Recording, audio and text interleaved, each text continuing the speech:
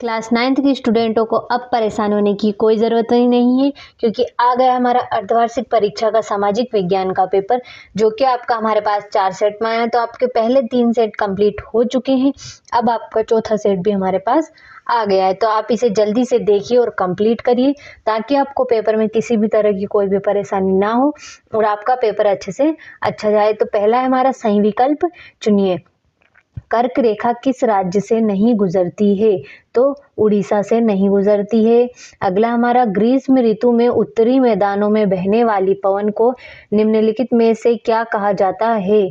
तो लू कहा जाता है। अगला हमारा भारत में सबसे कम जनसंख्या घनत्व वाला प्रदेश है, तो अरुणाचल प्रदेश है। अगला है हिटलर के प्रचार मंत्री थे, तो क्या थे? गोबल्स थे। अगला हमारा लोकतंत्र जनता का जनता द्वारा तथा जनता के लिए शासन। लोकतंत्र की यह परिभाषा निम्न द्वारा दी गई है, तो अब्राहम लिंकन द्वारा दी गई थी। अगला है हमारा पालमपुर गांव में कितने प्राथमिक विद्यालय हैं?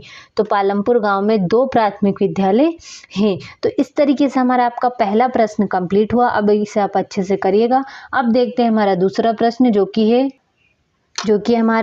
जो कि हमारा है रिक्त स्थानों की पूर्ति कीजिए। तो पहला है भारत के कोरोमंडल तट पर सर्वाधिक वर्षा ... माह में होती है, तो अक्टूबर से नवंबर के माह में होती है। अगला है समानता का अधिकार संविधान में वर्णित ... में से एक है, तो मौलिक अधिकारों में से एक है। अगला है दूसरे विश्व युद्ध की शुरुआत ... में हुई थी, तो सितंबर 1939 में हुई थी। अगला है हमारा नागरिकों का निधि चुनने का अधिकार ... कहलाता है, तो मताधिकार को कहलाता है। अगला है हमारा कृषि एवं मछली पालन ... क्षेत्र में संबंधित है, तो किसमें? प्राथमिक क्षेत्र में है। आगे है बंगाल का अकाल ... की कमी के कारण हुआ था, तो चावल की कमी के कारण हुआ था। इस तरीके से हमारा तीसरा प्रश्न है सही जोड़ी मिलाइए। तो पहला है आपका जदीद, तो इसका हो जाएगा हमारा सुधारवादी। अगला है वाइमर गणराज्य की स्थापना, तो इसका है 9 नवंबर 1918। अगला है वॉल स्ट्रीट एक्सचेंज, तो इसका हो जाएगा हमारा अमेरिका का शेयर बाजार। अगला है कच्चा माल तथा नगद पैसा, तो इसका है कार्यशील पूंजी। अगला है चीन, तो चीन का होगा राष्ट्रीय जन संसद। अगला है राष्ट्रीय खाद्य सुरक्षा अधिनियम, तो इसका होगा हमारा रूसी साम्राज्य में सक्रिय मुस्लिम। तो इस तरीके से हमारा तीसरा प्रश्न जोड़ी कंप्लीट हुए। अब देखते हैं हमारा चौथा प्रश्न, जो कि है एक वाक्य में उत्तर दीजिए। तो पहला है किस नदी को दक्षिण भारत की गंगा कहते हैं? तो गोदावरी नदी को दक्षिण भारत की गंगा कहते हैं। अगला है तृतीय क्रियाकलाप के उदाहरण दीजिए। तो तृतीय क्रियाकलाप का उदाहरण परिवहन, संचार। अगला है दूसरे विश्व युद्ध की शुरुआत कब हुई? तो सितंबर 1939 में हुई थी। अगला हमारा यूनानी में क्रोशिया का अर्थ होता है, तो शासन। अगला है वर्साई की संधि कब हुई थी? तो 28 जून को हुई थी। अगला हमारा नागरिकों का प्रतिनिधि चुनने का अधिकार क्या कहलाता है? तो मताधिकार कहलाता है। इस तरीके से हमारा चौथा प्रश्न एक वाक्य में उत्तर कंप्लीट हुए। अब देखते हैं हमारा पांचवा प्रश्न, जो कि हमारा है सत्य बताइए। तो पहला है भारत में जनसंख्या का वितरण समान है, यह आपका सत्य होगा। अगला है हमारा केरल में प्रति 1000 पुरुषों पर महिलाओं की संख्या 1995 है, ये तो भी आपका सत्य होगा।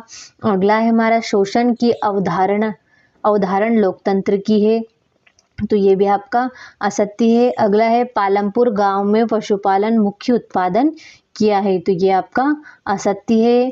अगला है जनसंख्या वृद्धि से गरीबी बढ़ती है, तो ये आपका सत्य है।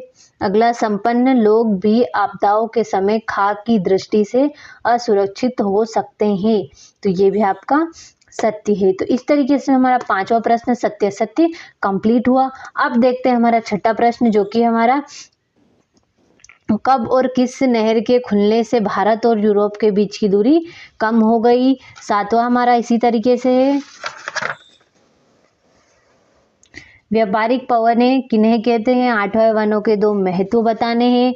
90 में हमें भारत के 2 औषधि पौधों के नाम बताना है। 10वां हो गया। इस तरीके से हमारे 11वां प्रश्न है सारे प्रश्नों को आपको अच्छे से कंप्लीट करना है। ये हो गया हमारा 12वां प्रश्न, लोकतंत्र के खिलाफ तर्क बताइए। 14वां हो गया, इसी तरीके से हमारा 15वां होगा जो कि भारतीय चुनाव प्रणाली के प्रमुख दोषों का वर्णन करना है। आगे हमारा प्रश्न 16वां है, ये हो गया आपका 16वां प्रश्न। 17वां हो गया, 18वां। इस तरीके से आपको सारे प्रश्नों को अपने कंप्लीट करना है ताकि किसी भी तरह की कोई भी परेशानी ना हो और आपका पेपर अच्छे से अच्छा जाए। तो इन्हें आप जल्दी से देखिए और कंप्लीट करिए। ये हो गया आपका 22वां प्रश्न और ये हो गया आपका 23वां प्रश्न। तो इस तरीके से आपके सारे प्रश्न कंप्लीट हो गए हैं। अब आपको इन्हें अच्छे से कंप्लीट करना है और पेपर में अच्छे से अच्छे अंक प्राप्त करना है। तो देखिए और इन्हें कंप्लीट करें।